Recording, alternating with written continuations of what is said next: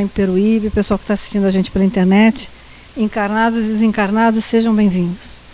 Bom, como de sempre, vamos pedindo a vocês, esqueçam todos os problemas do dia de hoje, fechem os olhos e coloquem a figura do Mestre Jesus na cabeça de cada um de vocês. E vamos pedindo a esse divino amigo que, mais uma vez, na sua misericórdia infinita, permita, Mestre, que nós possamos mais uma noite estudarmos o Evangelho que você nos deixou, estudarmos mais um pouco sobre a tua doutrina, sobre todos os ensinamentos que você nos deixou, para que a gente possa melhorar a nós mesmos, melhorar o planeta que nós estamos e proporcionar a todos aqueles que vierem após a gente um mundo muito melhor do que o que a gente encontrou. Mestre amigo, se conosco. Permite que os mentores dessa casa se aproximem, os mentores individuais de cada um estejam presentes, nos intuindo, nos orientando, o caminho a ser seguido, as palavras a serem ditas, o ensinamento a ser passado. Senhor Jesus, se conosco, nós te amamos muito. Com a graça de Deus, nosso Pai. Bom, deixa eu tirar o óculos, senão eu não leio. No Evangelho de João, capítulo 7, versículo 6, está escrito: Disse-lhe, pois, Jesus: ainda não é chegado o meu tempo, mas o vosso tempo está pronto. Emmanuel, numa psicografia de Francisco Cândido Xavier, vai comentar essa passagem no livro Caminho, Verdade e Vida, no capítulo 73, com o título Oportunidade. Diz Emmanuel: o mau trabalhador está sempre queixoso. Quando não atribui sua falta aos instrumentos em mão, lamenta a chuva. Não tolera o calor, amaldiçoa a geada e o vento. Esse é um cego de aproveitamento difícil, porquanto somente enxerga o lado arestoso das situações. O bom trabalhador, no entanto, compreende, antes de tudo, o sentido profundo da oportunidade que recebeu. Valoriza todos os elementos colocados em seus caminhos, como respeita as possibilidades alheias. Não depende das estações. Planta com o mesmo entusiasmo as frutas do frio e do calor. É amigo da natureza. Aproveita-lhe as lições. Tem bom ânimo. Encontra na aspereza da semeadura e no júbilo da colheita igual contentamento. Nesse sentido, a lição do mestre reveste-se de maravilhosa significação. No torvelinho das incompreensões do mundo, não devemos aguardar o reino do Cristo como realização imediata, mas a oportunidade dos homens é permanente para a colaboração perfeita no Evangelho, a fim de edificá-lo. Os cegos de espírito continuaram queixosos. No entanto, os que acordaram para Jesus sabem que sua época de trabalho redentor está pronta. Não passou, nem está por vir. É o dia de hoje. É o ensejo bendito de servir, em nome do Senhor, aqui e agora. A gente é muito imediatista, né? A gente quer que as coisas sejam do jeito que a gente quer, a gente esquece que a gente não é Deus, né? Que a gente está aqui participando da obra divina e tendo uma oportunidade de evolução. E a gente não é o dono da verdade. Então eu estou falando por mim mesma, né? A gente muitas vezes se queixa, acha que a gente tem problemas que na realidade não são problemas. Na realidade são oportunidades que a espiritualidade nos dá para que a gente compreenda o caminho a ser percorrido, o aprendizado a ser repensado, o que nós temos que nos mudar. E mais uma vez Emmanuel é perfeito, né? Para pensar. Tudo é uma oportunidade de crescimento. Tudo é uma oportunidade de servir ao Pai. Mesmo que a gente não entenda, mas que a gente tenha a resignação de entender as coisas que não podem ser mudadas, e como disse o Dr. Edson para mim no sábado: senhorita, a senhorita não vai conseguir resolver os problemas no mundo, mas se continuar tentando, vai conseguir apressar seu retorno à parte espiritual. A gente tem que ter a sabedoria de entender aquilo que não pode ser mudado, e a resignação de acreditar, acima de tudo, que nós somos orientados por seres de luz, que querem que o planeta melhore e que querem que a humanidade cresça, em luz, em amor e em paz. Então vamos fazer a nossa parte com muita tranquilidade, com muita fé, com muito amor, tá bom? É isso. Então agora a Brasiliana vai acabar a aula da semana passada. Obrigada a todo mundo.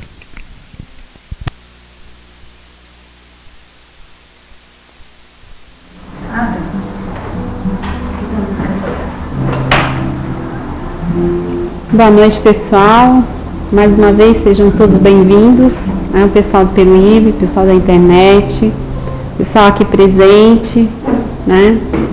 Os desencarnados, que são os mais interessados hoje, né?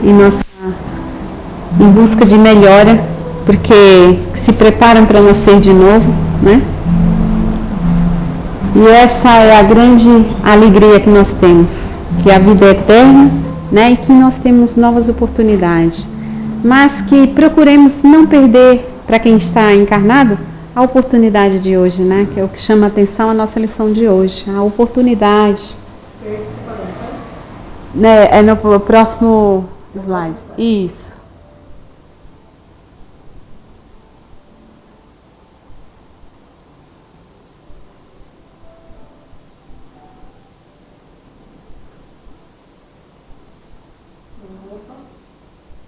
Os efeitos especiais.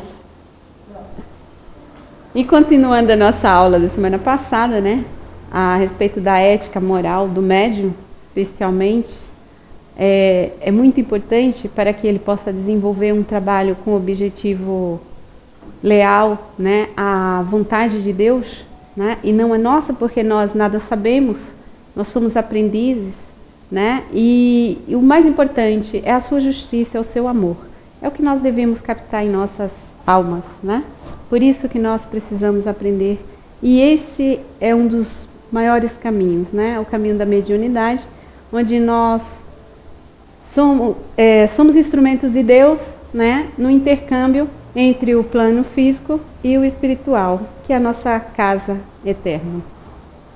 E continuando a aula, né, aqui mostra uma imagem, o processamento, né, de como ocorre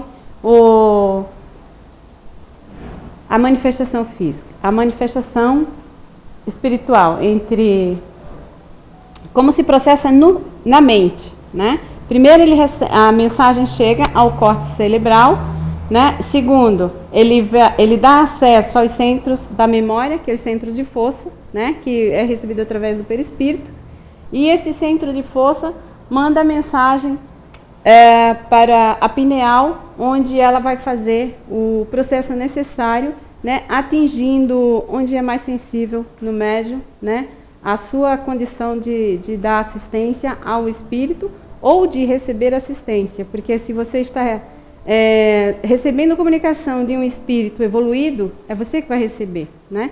Mesmo quando você dá assistência a um espírito sofredor, também você ali recebe assistência, porque é uma troca, né?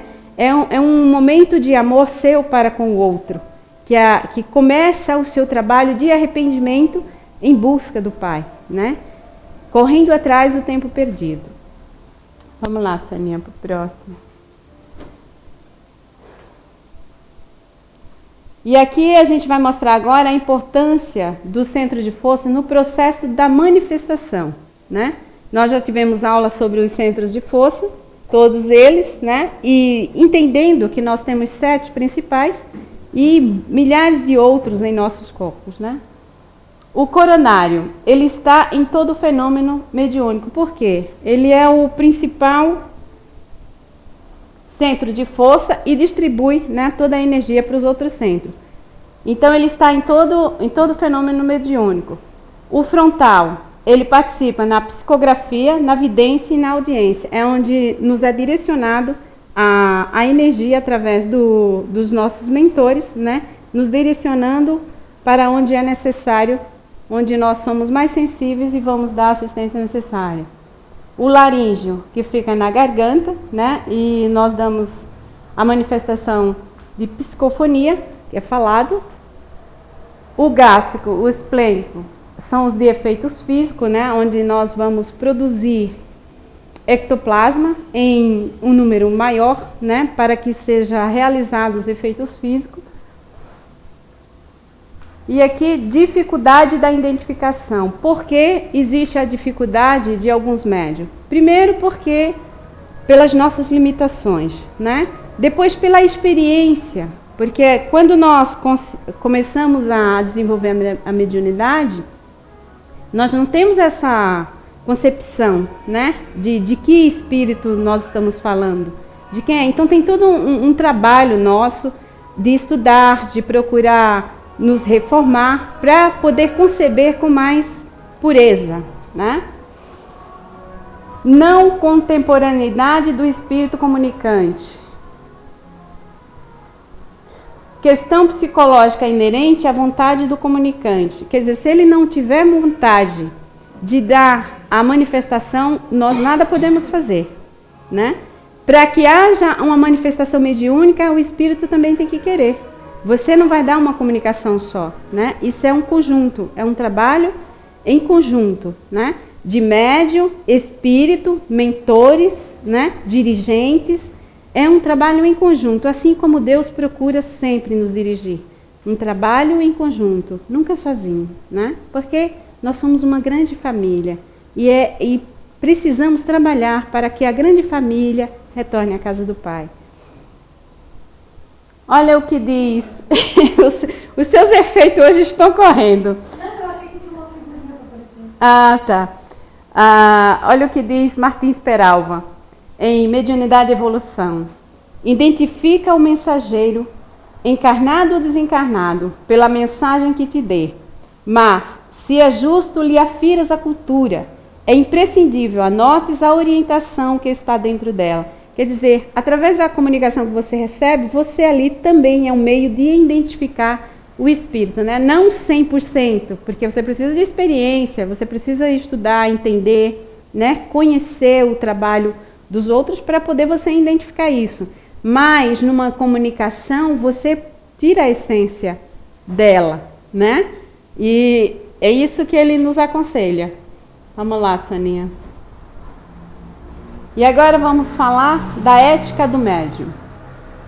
Entre encarnados e desencarnados, deve estabelecer uma parceria consciente, com objetivos que transcendem todo e qualquer interesse material. Quer dizer, esse trabalho é uma busca do conhecimento espiritual. Porque dentro da nossa condição evolutiva, nós conhecemos a nossa vida material, né? Então, a gente precisa descobrir em nós a vida espiritual. Por isso essa comunicação, por isso essa necessidade. E por isso um objetivo claro, né? Dentro da vontade divina. Os espíritos, habitando as dimensões do invisível, continuam interessados no progresso do planeta. Esses, né? É Jesus, é Chico, é Kardec, né? E todos os outros que compõem o grupo de auxílio a todos nós que estamos aqui no planeta Terra, iniciando o nosso processo evolutivo. Nós precisamos dele. E desde que haja boa vontade, esforço, eles estão presentes, né? Não é porque eles estão em esferas angelicais que eles não vão dar assistência a nós por sermos menos evoluídos. Pelo contrário, onde houver boa vontade e um objetivo claro e sério, ali eles vão estar, né? Não se trata apenas do propósito de cooperar com Jesus na evolução da humanidade. Trata-se igualmente de melhorar a psicosfera do orbe terrestre e as condições de vida nele existentes, posto que, raras exceções, todos haverão de tomar o caminho da reencarnação. Quer dizer, não é só a nós, né, que ele ajuda, mas todo o planeta, toda a sua evolução. Até porque o planeta não fica parado, né? Nós passaremos um dia a um mundo de regeneração. E eles também trabalham, né, nesse momento do planeta. Não é só de nós encarnados ou de nós espíritos. Os médios, a efeito, a serviço do bem, estão trabalhando sobre a Terra para continuarem trabalhando no mundo espiritual, porquanto a vida de além-túmulo, para todos os homens, é a sequência natural do que estejam fazendo. Reprisando mais uma vez, né? Nós não nascemos para descansar, mas para trabalhar, para evoluir, né?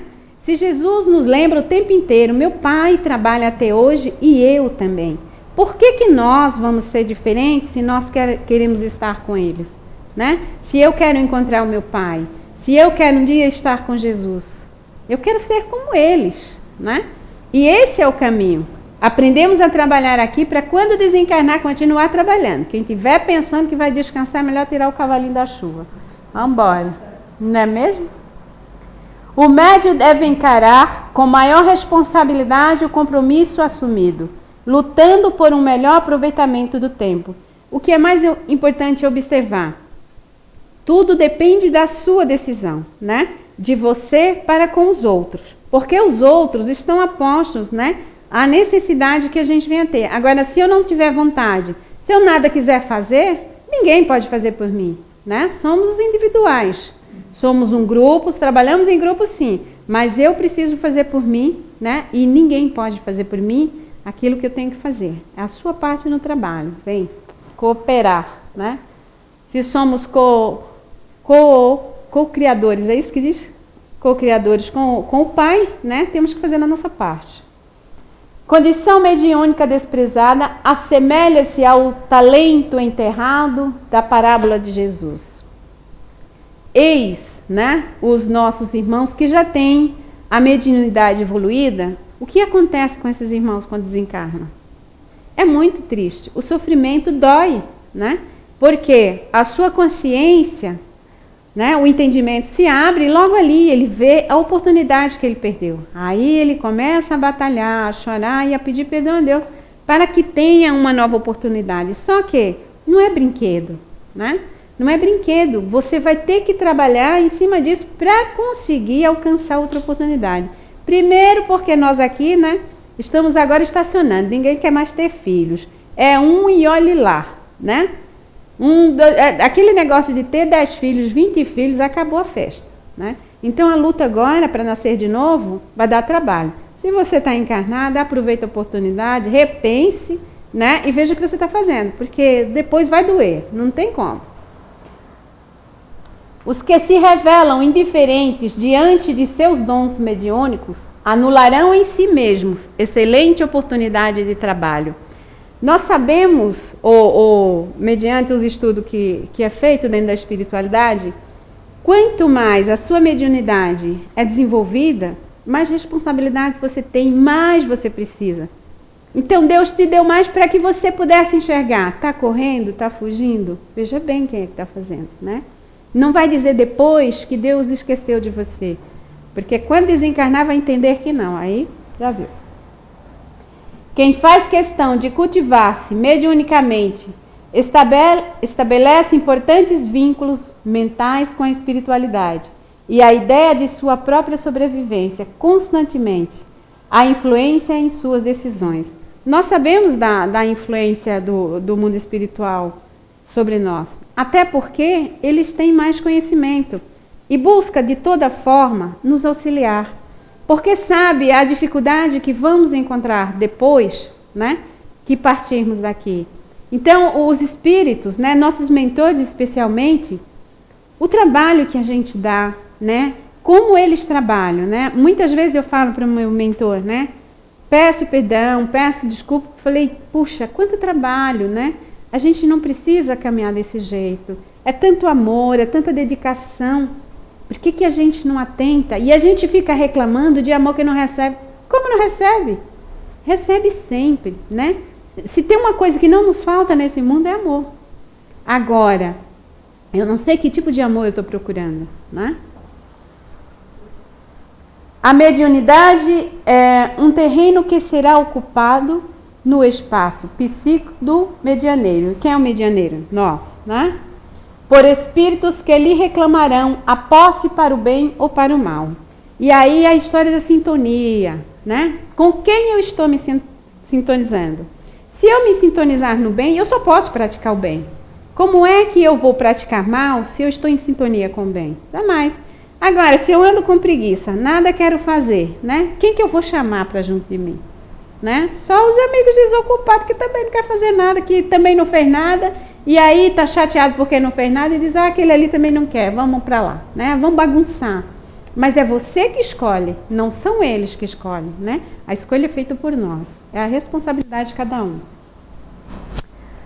A proteção espiritual destinada aos médiuns na supervisão de suas atividades, atua com base na sinceridade dos seus propósitos. E aí é aquilo, é o que você quer. O que você quer da vida? Né? O que você quer para você?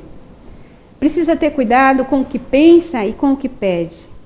Se nós tivéssemos consciência do perigo que é os nossos pedidos, a gente nem pedia, só agradecia.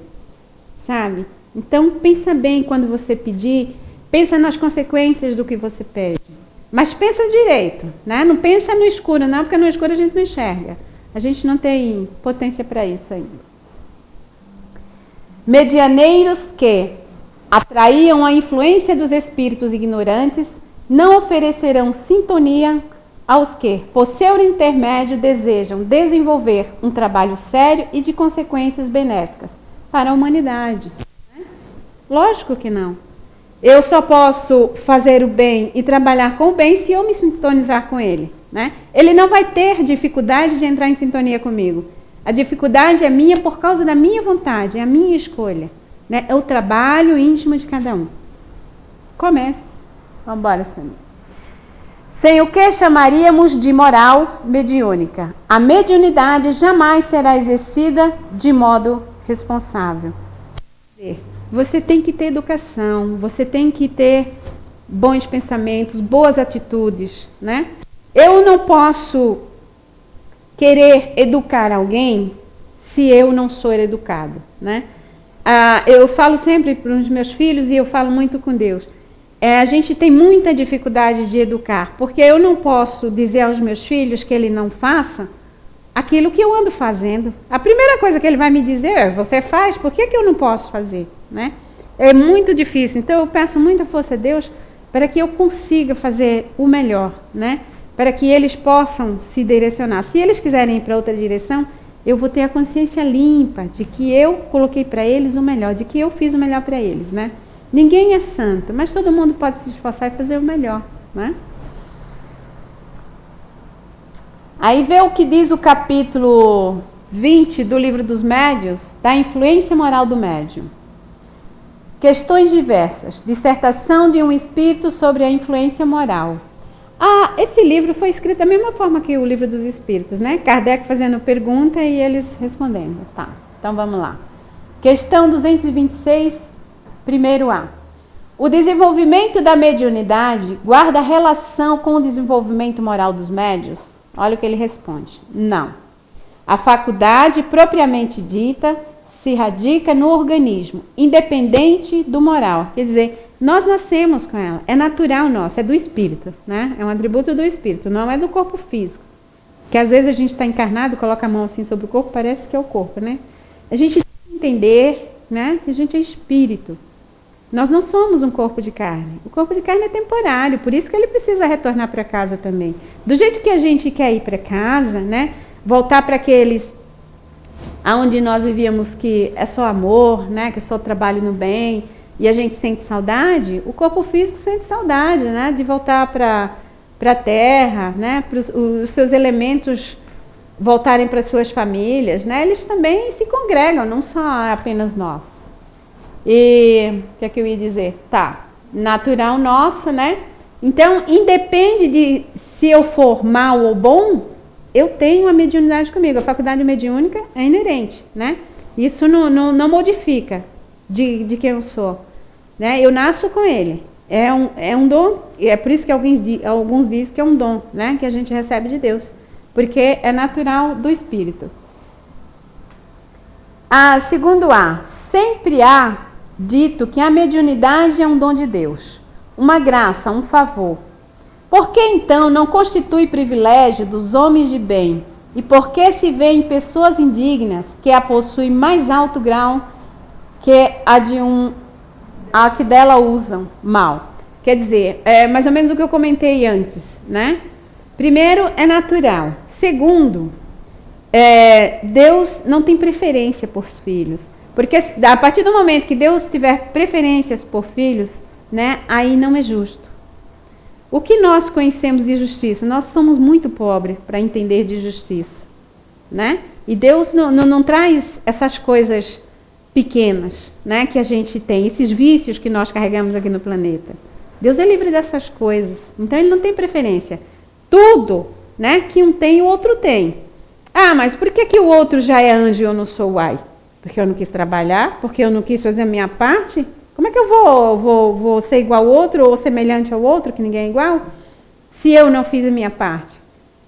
E a mediunidade é o caminho que a gente tem para se ajudar, né? Então, independe se a pessoa é mal ou se a pessoa é bom.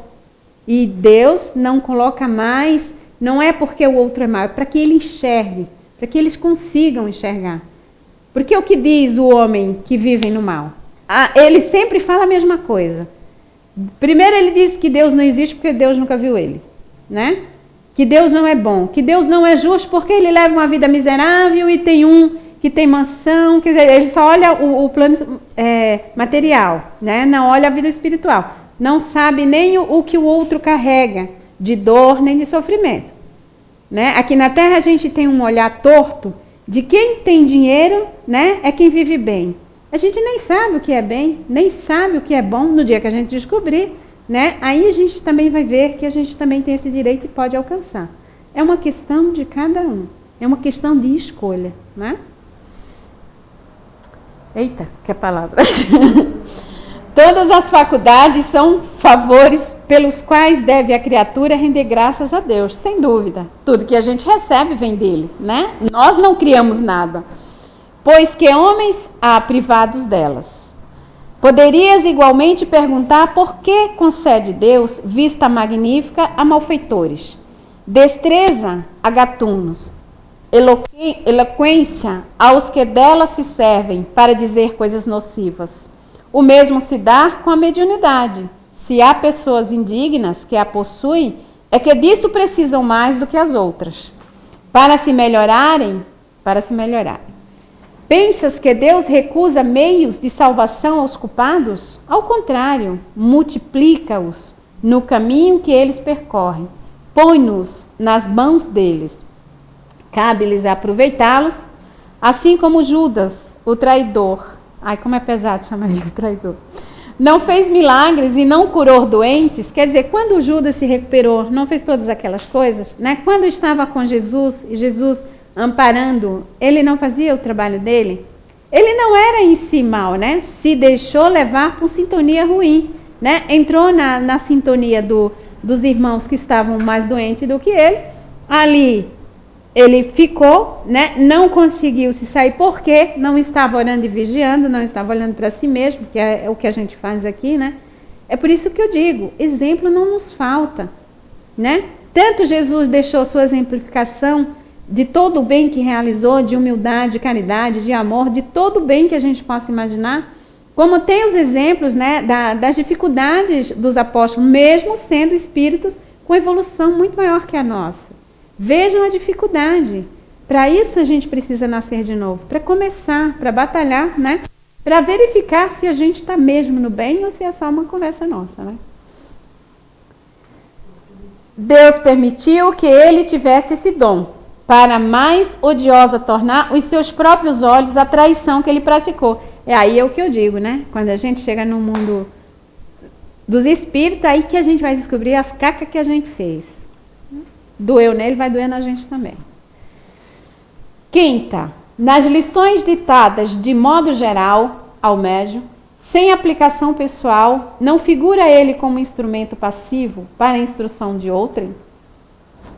Responde, muitas vezes os avisos e conselhos não lhes são dirigidos pessoalmente, mas a outros a quem não nos podemos dirigir, senão por intermédio dele. Quer dizer, a resposta vem por outros. Por quê? Porque muitas vezes nós somos cegos, né? Tudo que a gente ouve, a gente diz, é para fulano, é para o filho, é para o marido, é para o pai, é para todo mundo menos para você. Eu aprendi em sala de aula que quando você ouvir uma mensagem, a primeira pessoa que você deve achar para quem é para você mesmo, né? Ali tem sempre alguma coisa para você. Tem para o outro? Tem. É óbvio, né? O trabalho é em conjunto, né? Para a unidade. Mas a primeira coisa que você deve pensar, opa, essa é para mim. Eu adorava quando eu vinha no dia de sábado, né? Quando o doutor William gostava de falar, ai, como eu amava. E aí eu dizia isso, fale. Quando ele começava a falar, eu disse, essa é para mim, é tudo para mim. Aí veio outro amigo, o Walter, e disse, não, Brasiliana, a primeira coisa que eu pensei foi para mim. Eu digo, então é para nós, não tem problema, a gente divide. Deixa eu ver aqui, né? Não creia. Não, aqui. Que, entretanto, deve tomar parte que ele quer. O que acontece? Aí, é aquela coisa, o aviso vem para a gente é cego. E aí outras pessoas nos colocam de outra maneira, né? Para que a gente entenda. Mas a gente continua dizendo, não é para mim, eu não sou assim, eu não faço essas coisas. Faz sim, é para você sim, é para mim também, né? Aqui. Não creias que a faculdade mediúnica seja dada somente para a correção de uma ou duas pessoas. Não. O objetivo é mais alto. Trata-se da humanidade. O médium é um instrumento pouquíssimo importante, como indivíduo. Por isso é que, quando damos instruções que devem aproveitar a generalidade dos homens, nos servimos dos que oferecem as facilidades necessárias. Quer dizer, que tenha condições de entender e de passar para os outros. Lembrando que a primeira lição é para o próprio médium, né? E aí eles procuram quem está mais atento, né? À vontade de Deus. Porque esse é o nosso caminho, né? Realizar a vontade de Deus. Tenha-se, porém, como certo que tempo virá, em que os bons médios serão muito comuns, de sorte que os bons espíritos não precisarão servir-se de instrumentos maus, né? Aí os maus receberão outros caminhos para evoluir. E é por isso, né, que o nosso planeta está passando a mundo de regeneração. Gente, eu li em algum lugar essa semana, não consigo lembrar, de que muitos espíritos já foram retirados da Terra. Eu achava que isso não tinha acontecido ainda, né? Muitos espíritos já foram retirados do planeta, quer dizer, já não reencarna mais aqui. Eu falei, meu Deus, vamos lá. E a gente tem que continuar trabalhando, pessoal. Os médiuns que têm uma vida dissoluta, de moral duvidosa, têm pouca possibilidade de receber comunicações de espíritos elevados nível. É óbvio, né? Porque não vai funcionar. De que adianta ele receber? Primeiro, ele não vai ouvir, né? Que é muito importante a gente aprender a ouvir. Eu ainda estou aprendendo, é uma dificuldade danada. Ouvir. Porque quando você ouve, você compreende, né? E quando você compreende, aí fica mais pesado para você se você não atentar para o que você ouve. Porque aí você já entendeu. Você não pode dizer, eu não sabia, né? Aí a gente é culpado 2 vezes. Vamos lá, Saninha. Um dos fatores que influi bastante na comunicação é a vaidade. Quer dizer, a gente precisa ter muito cuidado, né? Primeiro, porque nada é nosso, né? Não é porque, de repente, um médium recebe a comunicação de um espírito elevado, né? Que ele tem algo de melhor. Não, ele é um instrumento do momento, né? Apto a receber e em condições. Nada é teu. Não adianta sair por aí se gabando, fiz, não fez nada. Quem fazem são eles, porque, como diz Soninha, o telefone toca de lá para cá. A gente atende. A gente copia, doutor Adolfo. Ele está na espiritualidade e já trabalha muito mais tempo do que a gente e sabe mais. Então, ele manda o recado para a gente e a gente copia. O telefone toca de lá para cá, não é de cá para lá. Então, somos aprendizes, né? Temos um pouco de humildade, pelo menos um pouco, né? Para a gente começar a entrar numa sintonia melhor. É por essa razão que nunca devemos elogiar muito os médiuns, pois eles são simples intermediários e quando se envaidecem do que estão recebendo, acabam por perder a mediunidade. Né? Por quê? Os espíritos não vão querer mais se servir de um ser que não aprende a primeira lição que Jesus nos trouxe, humildade. Não me canso de dizer e peço a Deus todos os dias, quero eu aprender a ser humilde. É belo demais. É aqui, né? Poucos médiuns são humildes, o bastante como foi Francisco Cândido Xavier. Gente, quando a gente faz as leituras das mensagens de Chico, às vezes simples conselho, não é a mensagem dos Espíritos, é palavras dele. Você sente, né, na leitura a humildade, a simplicidade, né? E eu achei interessante que uma vez foram falar que ele era Kardec. Ele disse, não, como eu posso ser Kardec? E o Dr. Rezende diz que ele foi a encarnação do Kardec, né? Mas você sabe que eu tenho um evangelho, que tem essa foto aqui, que é a mão. E um dia eu olhei para a mão do Chico e falei, caramba, e não saía ainda essa história de Chico tinha sido Kardec. Falei, gente, como parece? Como pode? É muito semelhante às mãos deles, né? Falei, era por isso então. Então ele teve a humildade de dizer que não, né?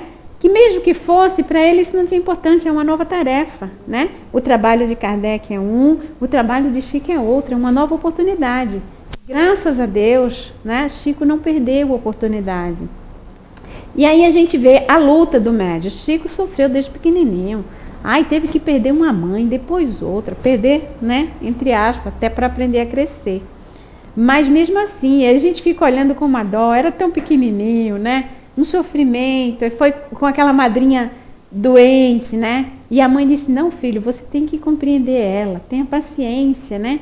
Aí cresce toda aquela perseguição, né? Do catolicismo, dos padres. E graças a Deus ele tinha... ele tinha um padre que era amigo dele. E eu ficava imaginando.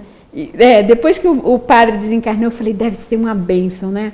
Eu acredito que o Chico, ou ele venha até Chico, até se retratar, né? Porque ele amava tanto o Chico que ele falou para o Chico que não era mais, já que o Chico ia seguir o Espiritismo, não era para ir mais para a igreja, né? Aí o Chico disse, padre, mas eu gosto do Senhor, padre. Aí ele disse, que faço eu com você, Chico? Aí abençoou, porque o Chico queria a bênção dele, né? Era muito importante. Ele disse, padre, eu já carreguei pedra na cabeça, já fiz isso, promessa daquilo. Padre, não tem jeito, padre, tem que ser assim. E o padre abençoa e beija o Chico e abraça o Chico. E é maravilhoso esse amor, né? Porque você precisa de um companheiro, né? Quando você segue um caminho e que os outros não compreendem. E o Chico tinha esse padre, né? Como companheiro que o abençoou. Fiquei muito contente. Vamos lá. Para entender bem o funcionamento da comunicação mediúnica, podemos fazer a comparação com o telefone. Lá vem a história do telefone, Sonia. O telefone é apenas um instrumento de que nos servimos para transmitir nosso pensamento a outros à distância. E semelhante né? Mas é muito interessante. Nós somos um intermediário, mas os beneficiários somos nós mesmos, né? Nós trabalhamos em conjunto para nós e para os outros, né? E aí, mais uma vez, a bênção de Deus ali contando para que o homem aprenda a amar o homem, né? Quando o telefone está com defeito, a comunicação se torna defeituosa. A voz é distorcida e muitas vezes não conseguimos entender o que está dizendo o nosso interlocutor. Quer dizer, assim é o médium que não se portar, né? Com a moral limpa, né? Educado, trabalhando os seus vícios, né? Porque mesmo eu carregando ainda o vício, mas eu estou trabalhando, quando eu me dirigir a um espírito, né, que está mais doente do que eu, ele vai conseguir compreender, né? Eu sempre converso com eles e às vezes eles me dizem, e você faz isso? Eu disse, eu já comecei. Eu ainda não tô pronta, não terminou o trabalho, mas eu já comecei. E aí eles falam assim para mim, é? Eu falei, eu estou gostando, você pode experimentar, né? Eu falei, é muito bom viver no bem. É difícil, por causa das nossas imperfeições, mas Deus está me dando uma oportunidade, dá para você todos os dias, e eles se interessam por isso, em conhecer, né, esse novo caminho. Mas é muito interessante. Então é importante você começar a sua educação, né? É aquela coisa, não dá para educar alguém se você não fez o seu trabalho, ou não está fazendo. No caso da mediunidade, acontece a mesma coisa. O médium, não estando preparado, com boa vontade, sem estar ligado moralmente ao trabalho que vai fazer, pode ser vítima de influência de espíritos inferiores, mal intencionados, e trazer comunicações apócrifas. ou incoerentes, quer dizer, informações falsas, né? Uma mensagem que não iria ajudar ninguém, sem sentido, sem conteúdo. Mas por que isso acontece, né? Porque eu não me preparei, porque eu não fiz a minha parte, porque os espíritos de luz, os espíritos elevados, só trabalham no bem, né? Não tem aquela coisa de meio bem, é bem, né? Agora, se eu me sintonizar com outras coisas, se eu passar o dia inteiro fazendo bobagem, né? Fazendo de livre querer, como eu vou querer fazer um trabalho direito? Não vou. Eu vou atrair outros que estão em sintonia comigo e que passou o dia inteiro comigo, né? Trabalhando no que eu fiz. Então, tudo depende de você. Um bom trabalho, né? O respeito até a si mesmo. O médium que não se respeita vai respeitar quem? Né? É necessário trabalhar limpo, ser limpo. E é por isso que a gente está trabalhando, né? Porque não tem como encontrar a Deus se não fizer a nossa parte. É necessário que o médium encare o seu trabalho mediúnico como uma missão, estudando, se preparando, sintonizando o seu coração e sua mente com espíritos elevados e amigos. E aí poderá cumprir satisfatoriamente a missão que lhe foi confiada. E isso ocorre gradualmente, né? Desde que eu deseje fazer um bom trabalho. Eu vou realizar, né? Junto com os amigos espirituais, mas porque eu tenho vontade, porque eu quero, né? Um médium evangelizado, cheio de boa vontade, isento de vaidade ou de presunção, pode ser um maravilhoso instrumento para nos ajudar a todos em nossa caminhada terrena. E assim o é. E aqui, né, alguns médiuns e seus mentores. Lembrando, pessoal, que esses amigos que aqui estão, né, Chico Xavier Emmanuel, Kardec e Jesus, Laércio e Dr. Adolfo, Joana de Ângeli e Divaldo, né? Toda essa gente construíram esse caminho, né? Não foi no plim, eu nasci e Joana de Ângeli vai ser a minha mentora, não é assim. É construção de longos tempos, né? É trabalho, é construção. Sem construção não tem trabalho, não tem bem, né? O bem é trabalhador, é cheio de amor, de fraternidade, né? Passividade no bem, não passividade inércia, né? De ficar lá deitadão na rede. Levanta-te e anda. Foi o que Jesus falou, né? Para o... Gente, mas eu tô com ruim de memória. Como é que eu não me lembro? Levanta-te e anda pro... Não se diz aleijado, se diz deficiente, né? Que ele curou das pernas. Ele vivia numa cama. E quando Jesus vai passando, ele começa a gritar: Jesus de Nazaré, tem misericórdia de mim. E os apóstolos começam a dizer para ele: ô meu filho, cala a boca, está muito barulho, para de perturbar o mestre. Jesus disse: não, traga ele aqui, né? Se eu ouço a todos, eu dou atenção a todos, por que não a ele? O que você quer? Ele disse: eu quero andar, né? Eu quero ser sã. Então Jesus disse: levanta-te, pega a tua cama e anda, né? Mas não quer dizer só para ele andar, porque agora ele pode caminhar. Não, muda a tua mente, né? Muda a tua vontade, muda as tuas atitudes, né? É reforma íntima. É isso aí, pessoal. Obrigada. E agora a Soninha.